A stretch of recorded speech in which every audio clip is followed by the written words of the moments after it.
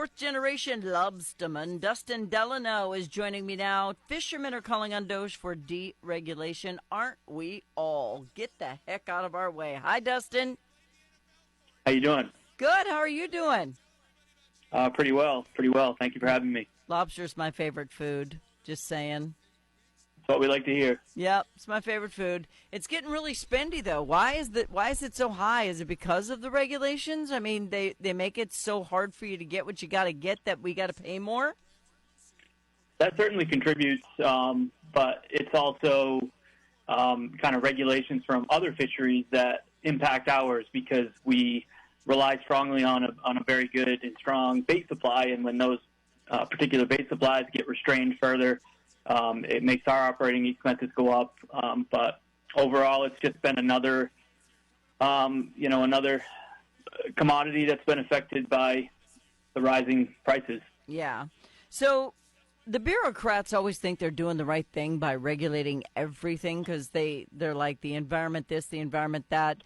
When it comes right down to it, people are going to find a way to get what they want to get one way or the other. So when unelected and unappointed bureaucracies get in the way, it's very frustrating. And for you, I was shocked to hear that it's NOAA. Yes, it can be extremely frustrating. Okay, so when I say NOAA, folks, I mean the National Oceanic and Atmospheric Administration, which is the Weather Service, basically. So what are they doing to you guys? So basically, National Marine Fisheries Service, or NOAA Fisheries, falls under NOAA. And fishermen have, for quite some time now, been victims to poor management decisions. And a lot of that comes from just a lack of understanding of the fisheries themselves and also poor data collection methods. And that is the primary reason that we outlined our letter to DOGE, was because we would really like the agency to take a look at its priorities. Basically, over the last several years, it seemed that the administration, or at least the previous administration, was more focused on green energy, climate change issues than they were on actual fisheries management. And we would like to see the balance sort of restored to help rebuild our fisheries and to actually make to give fishermen the ability to have the opportunity to make, business plans moving forward. Yeah. Because there's so much uncertainty right now, and a lot of that comes straight from our own federal government. Well, your job's not hard enough, right? You have to walk on eggshells to do one of the hardest jobs out there. Being a fisherman is dangerous and it's hard. It certainly is. Yeah, and I completely get it. It's not because I've watched a cable TV show. I had a really good friend in Boston, had a fisher person, it was happened to be a female, who said it's such a difficult job. You never know when you're just going to be part of the ocean or part of the, you just never know. It's so dangerous. But if you get rid of some of the regulations, it'll make it a little bit easier for you to do your job. So the New England Fishermen's Stewardship Association penned a letter to Elon Musk and DOGE, and you're asking for them to do what? Essentially, we'd like them to take a look at the overregulation and the bureaucratic inefficiencies that have severely impacted and hurt the American fishing industry. We really need some immediate action to solve the issues and improve the U.S. position in international trade. I mean, just in some of the recent figures we have from 2022, the United States had a $24 billion trade deficiency with U.S. seafood. Yeah. I mean, 80% of the seafood that's harvested in the United States is imported from other countries that have little to no regulation. And we have the capability here to, feed our nation and provide American wild-caught seafood, and we're being completely hindered. Well, and I don't understand why. I know the whole green thing with Biden was his top priority above anything and everything else. But this administration does not feel that way. So I really don't see why you should have too much trouble getting them to listen.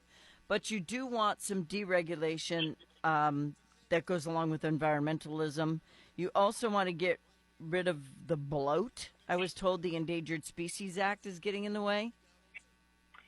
Absolutely. I mean, the fishery that I was most involved in my whole life was the lobster fishery, and we were nearly shut down a couple of years ago because of interactions with the North Atlantic right whale, and not that we were actually interacting with them, but just because it was possible that they could swim up into the area where our gear was, and then it was possible if they did, they could become entangled, and then it was possible that that could harm them. So there was just these continuous possibilities that kind of threw us under the bus, and the Endangered Species Act has essentially been used as a weapon against commercial fisheries in recent years. Okay, so I don't understand why you guys can't still just go get lobsters. I mean, if you catch something you're not supposed to catch, can't you just let it go? Oh yeah, we can. But the argument with the whale issue was essentially,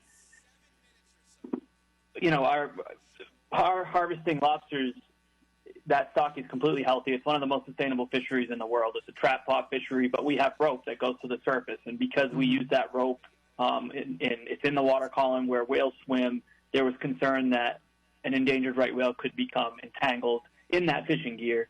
And so, environmental groups sued, lawsuit after lawsuit.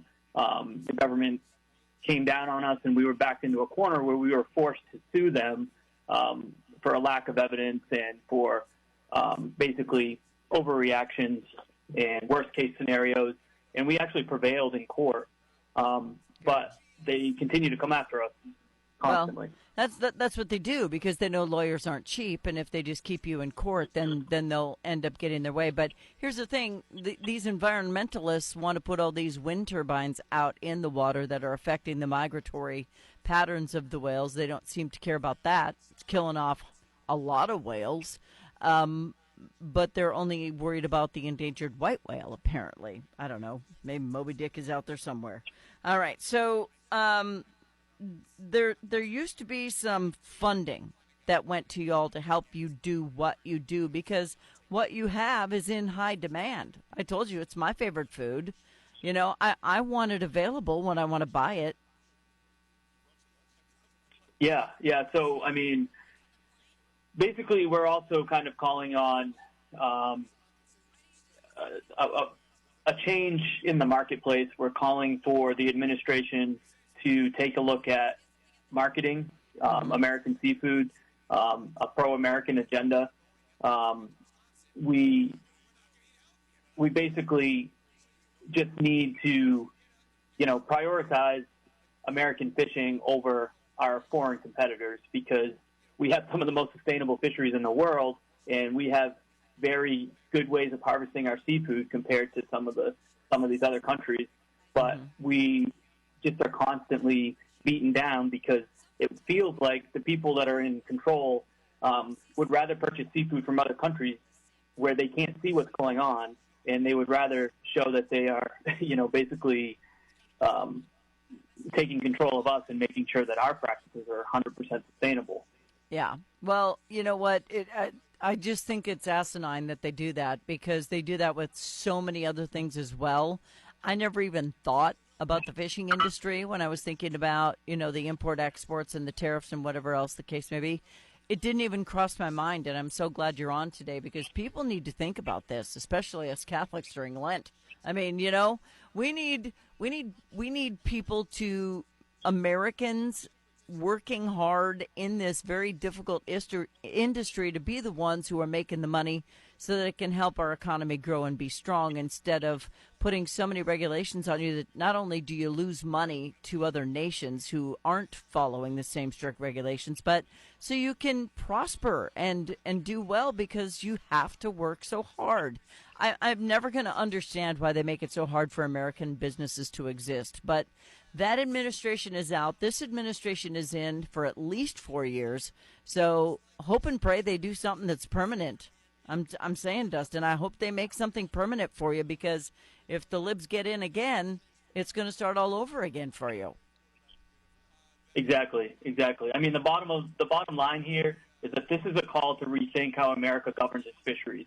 We're not anti-environment, but we're pro-working class. We're pro-science. We're pro-American industry, and NEFSA is pushing for reform that respects both sustainability and the livelihoods of our fishermen. Mm-hmm. Well, you got to feed your families, and everybody wants to do that. Nobody wants to be on welfare. Nobody wants to be put out of a job so that we can get fish from East Asia. Well, first of all, I don't even know what's in their water. Do I even want to eat their fish? Because they're not doing all the other things we're doing to keep our water clean. So, there's that factor too. Exactly. And, one of the key points and one of our biggest missions is that we start looking into the way that our data is collected and the science that's used in our stock assessments. We feel that the best way forward is for NOAA to work with members of the fishing industry to collect the data themselves. We feel strongly that fishermen know how to catch fish very well, mm-hmm. and scientists know how to manage the data, and they know how to draw conclusions out of that. But if we can come together and we can catch the fish, they can have that data. We could put out some much better information that would make for well-informed stock assessments, rather than the government going out doing their own fishing with people who don't know how to fish, and then using that information essentially saying, well, there aren't any fish. Yeah. That's been such a common sense thing that we've really been trying to drive. Well, and even I understand it, so I don't know why they're confused. They're supposed to be the specialists, but no matter how you do this, no matter how you break it down, if you have a chance to get this done, Dustin, it's now. That's 100% right. Yeah. So I hope your letter does not fall on deaf ears. I hope that it goes straight to the desk of somebody who's going to listen. And so if people want to learn more, where do they go to learn about NEFSA and what you're doing? You can go to our website, www.anyfisherman.org. We also are very active on social media. Well, and I want you all to succeed. I want you all to make money. I want you to stay affiliated with American fisheries, supplying Americans the fish that they want, and lobster, of course. He's a lobsterman. But this includes crab. This includes shrimp. This includes all the things that you love to eat, America. So if we are being so overregulated that we're buying it from places where they are pouring whatever they want into the water, we're eating things that we don't even know what's in it. So if we buy American and it's regulated fairly, then everybody wins. So let's hope they listen. Dustin Delano is a fourth-generation lobsterman with NEFSA. He's the COO. Go to their website and learn more. And good luck to you, Dustin. Thank you very much. You're welcome. Bye-bye.